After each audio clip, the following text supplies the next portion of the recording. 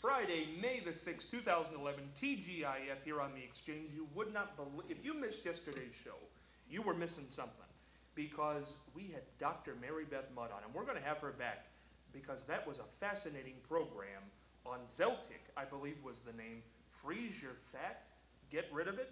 Huh. And if you don't have the money, just go stand in front of the freezer, and by the time this program's over, you might have lost 10 or 12 pounds, I don't know. We need to get to our sponsors today on this Friday. We're brought to you by the Ohio Neck and Back Pain Relief Center, Scott M. Gray, D.C., across from the Marion Center between TSC and Kroger. For further information, dial 740-386-6580. Night Owl Theater, located on the net, www.fritzlives.com. For further information, email nightowltv@yahoo.com, NITEOWLTV@yahoo.com. And by the Bucyrus Placemat Company. To put an ad in on a placemat, call Wayne Flighter, 419-562-8473, located at 116 Wayne Avenue, Bucyrus, Ohio. And you can catch them on the net at www.bucyrusplacemats.com. And now it is Friday, and as we do each and every day, and we're going to keep on doing it this Friday, we're going to head on over to our buddy Charlie Evers. Charlie, what did you think of Mary Beth yesterday? Oh, that was great. And speaking of ice and freezing, the Glaciarium, which is the world's first mechanically frozen ice rink, opened, get this, in 1844. That's a ways ago. Oh, that was a long time ago. And now there's a mountain being transformed right now into an Indian chief. I don't know if you remember Chief Crazy Horse? Yes. Yes, I remember him well, too. Went to high school with him, didn't you? Yes. I thought so. But he graduated, well, just a little ahead of me. Oglala Sioux, that's what he was throughout. Chief Crazy Horse in 1877 was surrendering to the troops of the United States. And now they make a statue of him. What? That upsets me, Charlie. I'm going to go out when the show's over. After he surrendered, they said, this guy must not be too bad. Build a statue. So let's build, yes. I'm going to get letters. Why are you picking on Charlie? Why are Yeah. you picking on Charlie? We're going to head over on this Friday to a great guy, great gentleman, and a guy who knows something about movies, that's for sure. Fritz the Night Owl with the Flick Pick. It's Friday. Hey, Fritz. It's Friday, and again, we're going to sort of stay with the scary movies. The film we have tonight is from 1972 and is called The Other. It's based on the first novel by Tom Tryon, and it deals with two 11-year-old twin boys who cause eerie, strange, morbid killings and deaths in a small New England town in a sweltering summer of 1935. The movie stars two twin boys who never had made a movie before and never made one after this. Their last name was I gotta look this up, Udvarnoky, Udvarnoky. They are superb as the good twin and the evil twin. They resemble they resemble each other very, very strongly. What is that? Identical twins. And they resemble a very young Kurt Russell. And they are these two boys, one good, one evil, and they cause these morbid, bizarre deaths in this small town. The whole town seems to be a little bit bonkers to begin with. About the only person that has any kind of logic or intelligence to the people there is the boy's grandmother, and she tries to explain to the townspeople and the elders what's going on, and of course they ignore her totally. And then as the picture develops, you get the feeling that maybe one of these twin boys does not actually exist. He may be a ghost. Really an intriguing film, start to finish. Eerie, weird, morbid, bizarre, absolutely, but will keep you on the edge of your seat all the way through. One of the things I liked about it was the film opens up where they're having a rubber gun fight. And if you're of a certain age, you remember how you made a rubber gun out of an inner tube tire in a couple of blocks of woods, and you chase your buddies around, you tie a knot in the inner tube and squeeze this thing, and the rubber band would fly. But that's the only non-scary part of the movie. You've got a rubber gun out there, hey, I'd like to see it. I was an ace with that. Non-lethal. Okay, The Other. from 1972. Yeah. Hey, Fritz, what a movie to end this week on. And I do want to let everybody know out there that if you were listening to Fritz there, which I'm sure you were, you saw longtime WBNS anchorman Dave Kaler in the background there, who's very nice to sit in with us this week. Dave, have you had a good time? Great time. Oh, Yeah. good, good. I'm just a little bit suspicious about that fat thing though we had yesterday. I just don't understand how that works. But anyway, that's, liposuction I understand, but that machine, you just sit there and it just sucks the fat away? I was ready to have her hook it up to me in a minute. Yeah, Fritz was ready to get it plugged in here. There you go. Holy moly. It was interesting. Yeah, I agree with you, Dave. It is Friday, and we're going to talk with our good friend, Dr. Scott Gray, chiropractor. Dr. Gray, thank you so much for coming in again. Yes, definitely. Great to be here today. Wanted to discuss a little bit today about what causes back pain and then really what people are doing out there. What's working, what's not working right now, and all the different options that we have. So if we remember, we've talked about the spine and how it works. There's 24 bones that are stacked on top of each other, and they can move independently of each other. We've got a little padding in between there, a little disc in there, okay? Now, in between each one of those, we've got nerves that come out on both sides. So what happens is, over time, as those discs can degenerate, those bones can start to move, they can actually pinch those nerves that come out on the side, and that's what typically will start to cause us back pain. So what are people doing out there? Well, first of all, people use over-the-counter medications. So they're going to use the anti-inflammatories, the things like Aleve. Now, if you think about this, if your back pain is coming from something that's physically out of alignment or actually pushing on a nerve, how many Advil will it take to fix that problem? It's probably going to... Quite a few. Quite a few, yeah. It's not going to do a whole lot. So Can I go to Percocet? See, then you've Just got kidding, the, just kidding. You got the prescription drugs. No, that's great. That's a great segue into the next thing. Prescription drugs are something that people use. If they'll use the Aleve and the aspirin, and then those things just don't cut it anymore. So then they have to step it up a little bit and go to things like Percocet and even higher and higher. So if that is the problem, that there's actually pressure on a nerve or on the disc there, those things are just going to cover up pain for a little bit, and any of your doctors will tell you that those are really for short-term use only. If it persists longer than that, you need to really find out what's going on, if it's going on longer than 2 weeks or so. So that's the first thing that people do. Now, I want to give a warning out there to people too, is that back pain can be more serious problems too. It's not always just a bone out of alignment, pushing on a nerve. It could be something like a kidney problem. People even have tumors that cause back pain. So if you are having this back pain and it's persisting, you really want to get that checked out by a professional because it could be something more serious. So you want to make sure you get that checked as soon as possible, okay? So the next thing is massage. A lot of people like massage, right? We like to go get those massages and they feel really good. But with the massage, you're going to really work to loosen up those tight muscles. And a lot of us have a lot of stress, on a daily basis that can cause our muscles to tighten up. And that'll pull things out of alignment. So massage can be really good for a temporary fix of a back pain or a neck pain. It's not going to fix if there's any kind of pressure on the nerve or anything like that. You want to go a little bit further than massage for that. Now, physical therapy. Anyone ever been to physical therapy here? Probably several of you. Now, physical therapy is basically it's exercise. We go there and we exercise and we strengthen muscles and we also stretch and loosen up other muscles. And this can be really good if your problem is only from a muscle imbalance. So that's something that people try there. The next thing, what I do is chiropractic. And what we do is we really get in there. If there's pressure on that nerve, we'll get in there and actually remove that pressure off of the nerve. And we actually use some physical therapy exercises in our office as well. I've actually done some work with a physical therapist where we've put some programs together because physical therapy works really great with chiropractic. You use those two together, you can usually knock out most problems of back pain. But if it's more serious than that, you've got a disc problem. Remember last week we talked about the disc. When the disc degenerates and gets smaller, it can actually cause a disc herniation or a disc bulge.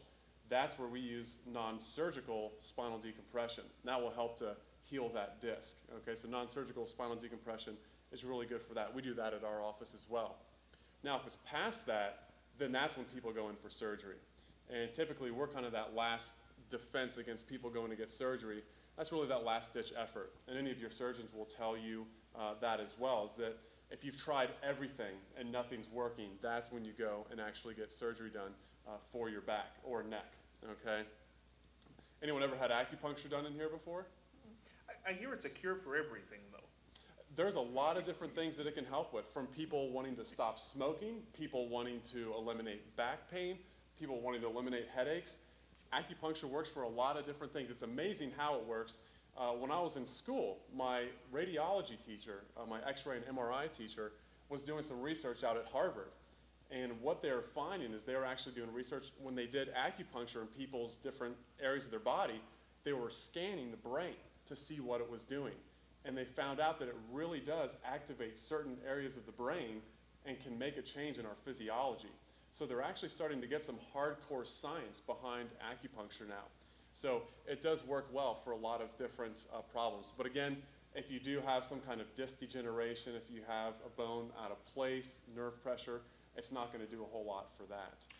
I don't know what I believe when it comes to this acupuncture, though, because, Yeah. you know, it really, you know, I say it kind of in jest, but people do believe it's a cure for everything. You know, you Yeah. can't get a date Saturday night, go get the Right. acupuncturist, you'll be fine. You'll be dateful for the next month. It kind of reminds me of this hypnosis that people go through to quit smoking or something. Right. Maybe it's not the same thing, but that's what it reminds me of. Yeah, a lot. I think, you know, it's the same thing with chiropractic. You've got some chiropractors out there that say that they can heal everything, you know, everything that's going on in your body. I'm going to fix it. I'm going to heal it. You know, we have to know our limitations. You know, there's certain things that we're good at and certain things that we're not good at. If you look at chiropractic, I mean, we have on WebMD a 95% success rate with low back pain. We're the #1 treatment for neck and low back pain in the Journal of Manipulative Mechanics. So we're great with those things, but past that, you know, it's like acupuncture. They're good for certain things, but sometimes people can go a little bit off the deep end with it. And I'm not saying that people haven't gotten results, because, you know, I've adjusted people before and they've said, my acid reflux is gone and, you know, this is gone. You know, we don't claim that we heal acid reflux, but sometimes when those nerves are getting pinched, they control everything in the body. So, But yeah. surgery, I have heard quite a few people tell me who have had back surgery that it doesn't do any good. That they're no better off after the surgery than they were before it. Yeah. And that's scary to have It your is. back operated on. I don't know why, but it just No, seems like. It's very scary. Would you go to a bone man for the back surgery or a neurosurgeon? A neurosurgeon. In Columbus, we've got some people down in Columbus. We've got some people here in Marion. Actually, a spine surgeon here in Marion that is very good. If it gets to that point where you need to have surgery, but surgery is one of those things that it's a last-ditch effort. Some of the research out there says that surgery's effectiveness is less than 50%, which means they'll have the same or worse pain afterwards. When you go in there, you're getting close to the spinal cord. There's a lot of risks. You can, you know, do things to the nervous system. You're going to have a lot of scar tissue afterwards. So it can cause a lot of different issues with your back. And some people, it works well. Some people, like you said, and over 50% won't get any relief or may have worse pain afterwards. So that's a good point. But, you know, sometimes you just get to that point where they can't move around, can't walk, can't do anything. They've tried chiropractic, they've tried decompression, and nothing works. So unfortunately, we can't help everybody, and sometimes it goes that route, and they have to try it.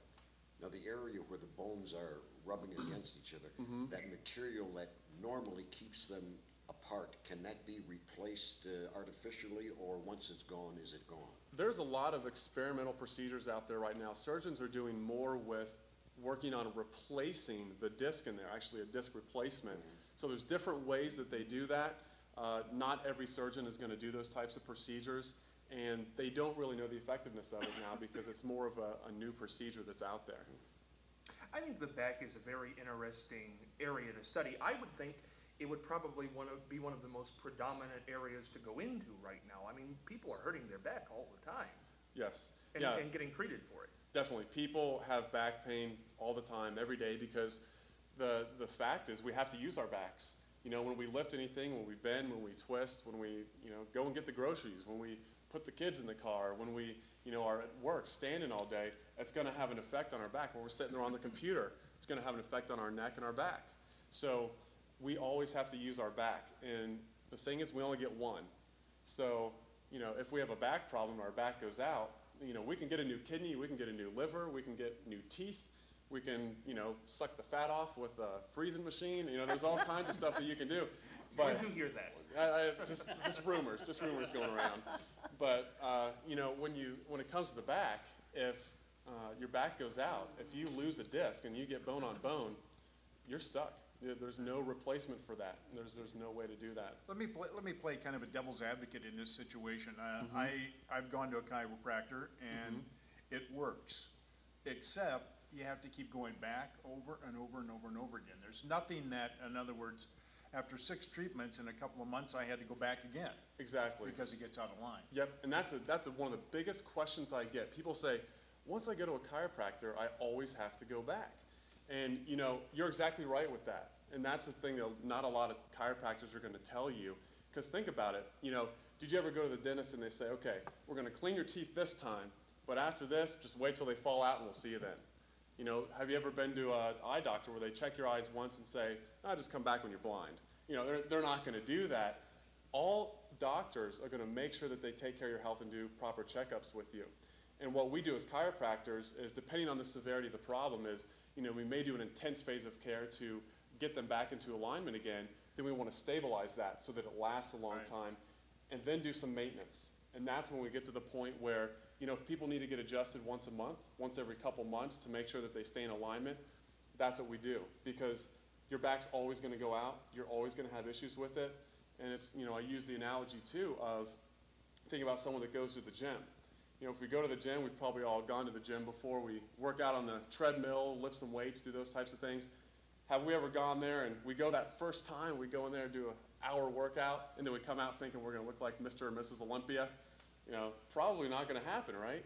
We've got to take the time to take care of our bodies. So you bring up a very good point, and that's something that, you know, Scott asked me one time before, you know, is chiropractic a luxury or is it a necessity?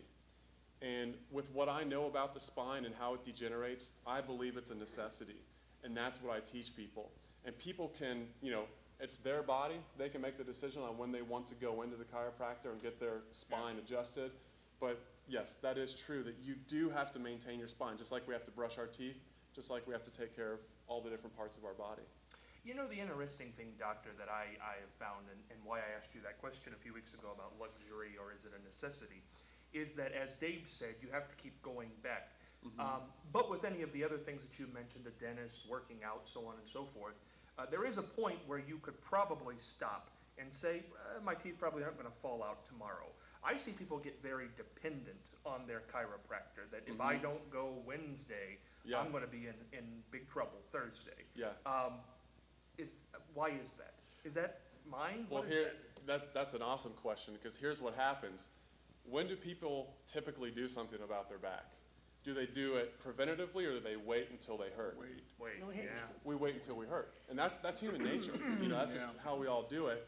And so people get to the point where their back deteriorates to a point where they do have to get chiropractic on a more regular basis than if they would have just prevented it before, they wouldn't have to go quite as much. So that's one of the things I try to educate people on, is do as much as you can to prevent and do maintenance, because that will prevent you from having to go a whole lot later on in life, like you're talking about, Scott. Yeah, you know, that's very interesting. And I every time you're on, I think it's fascinating, because the back is one of the most fascinating parts of the body, I think. Certainly now more than it was 20, 30 years ago. I mean, Charlie, you were just talking about some issues that people in your family have had. Does everyone have 24 vertebrae? Is that standard in the body? No, that's a good question. Some people have an extra lumbar vertebra.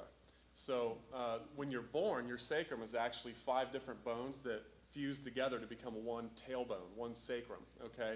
Sometimes people end up with an extra lumbar, so instead of having 5, they'll have 6. So some people have 25 vertebrae in their spine. But that's a small percentage of the population, 1 to 3% that would have that. What about runners?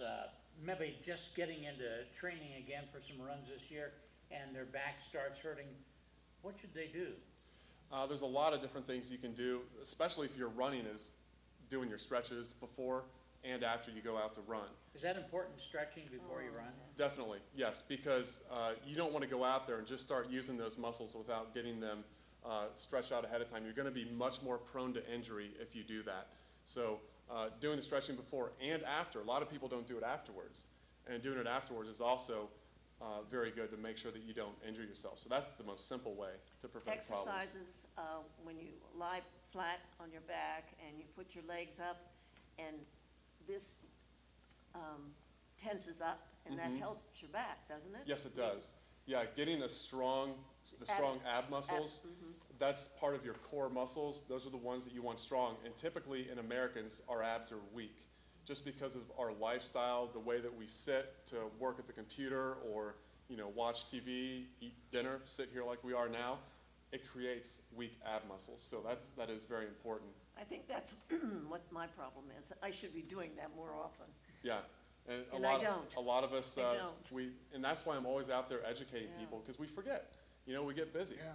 We get busy, and we don't take the time to do it. And what I've tried to do in my book is make it so people have a 10 to 15-minute routine they can do each day, so that it's not taking a whole lot of time out of your day. You can do it first thing when you wake up, make it And that's nice the and book easy. there? That's Yes, the book. Yes. Good, the book. good back, Good bad back, back. bad back. Absolutely, and you can get that where, doctor? Well, you can actually go to my website, and for right now, you can download it for free. Ah, there you go. And that's goodbackbadback.com. So www.goodbackbadback.com. And there's a little section that says get the book for free. Just put in your name and email, and we'll email it to you. And you can print it off your computer. You can read it on your computer. You can put it on your Kindle. You can put it on your iPad. All those different ways that people read books now, you can get it on there. You can also, if you want the hard copy like this, you can buy it at Amazon.com and BarnesandNoble.com as well. So a couple different ways you can get it, and it's always nice to be able to get it for free too. Absolutely. Thank you, doctor. It's always a pleasure. He's going to You're stick welcome. with us through the mailbag question here this week. Very simple one. From Tiffany and Marion. Do you have any fears, phobias? Charlie, do you have any phobias? No, No, you're just nothing frightens you. no, Nothing not at all. really, no, No. Claustrophobia, no. arachnophobia. Well, I don't like crawl spaces under homes. I don't like working like that. But nothing else, heights or, you know, nothing about it. Nothing. Marianne, heights, anything? I climbed to the top of the Pisa Tower. I don't have a height problem. Yeah. Fear of needles? No, I don't. I can't think of any. Well, you're going to phobia. get Botox here on the air in a couple weeks. It's going to be exciting. I'm glad you don't have that fear of needles. No, I don't have fear of needles. I really don't. Dave, any fears? Yeah, heights probably, except it's really amazing. I love roller coasters, but I close my eyes going up. But when I get to the top, I open it. I have, you know, that's kind of weird. And claustrophobic crawl spaces, I'm not really, I don't like, it's mostly for the critters that are under there. It has nothing to do with it. Spider. Arachnophobia.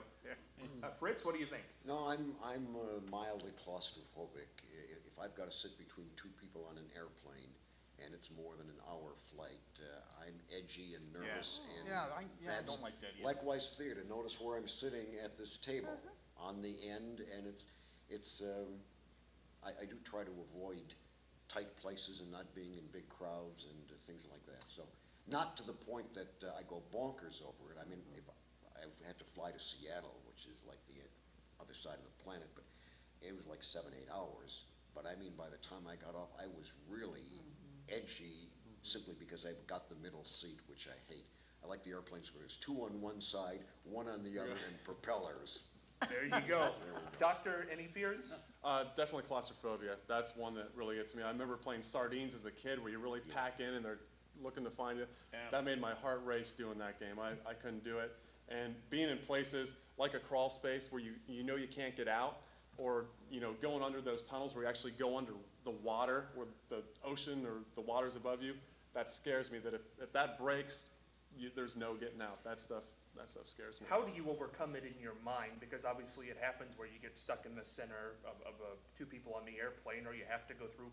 What do you say something to yourself? Do you take a deep breath? Do you sedate yourself before you go in? What do you do? I do breathing exercises to calm myself down and focus on where I'm going. I take myself out of that situation and start thinking about what I'm going to do when I get there, the things that I have to look at, when I get there. I know I'm going to get out. It's just a matter of, what I'm going to do when I get out. Yeah. Fritz, what do? You just breathing? I got to admit, diazepam or lorazepam. Sedation. Yeah, it also works for stage fright, so, I It can't works for me. imagine you having stage fright. oh, yeah. And that was why, I originally, the knees knock a little bit and you gotta hold papers up and like that. Oh, it was always a problem, so, I. But it's not a problem now. Well, no, but that's only because I've been doing it for 900 years, But in the beginning, that was, I liked the business and I liked the performing, but the stage fright, that was why radio and television always were more appealing to me than, say, live theater. Although I've done live theater, but nervous before that, and as I say, 1 milligram of lorazepam or diazepam. And what's that phobia, agoraphobia, where you're afraid of everything? Afraid to go Going outside. outside. Afraid to go Going out of the outside. house. But what is it when you're afraid of everything? There's a phobia of that. But I I don't know know. going outside is a, Afraid of everything would be rough. I know. What a rough life that would be. If you have a question for the mailbag, you can send that to us on Facebook under the name The Exchange Marion, or email them to us at irmcommunication@gmail.com.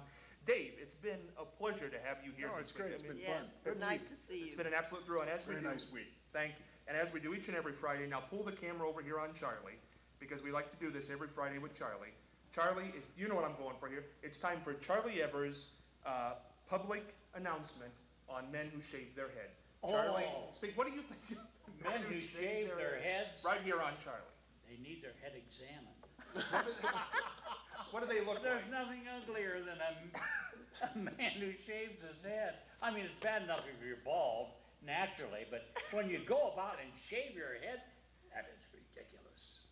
Send your letters to him, not me. See you on Monday.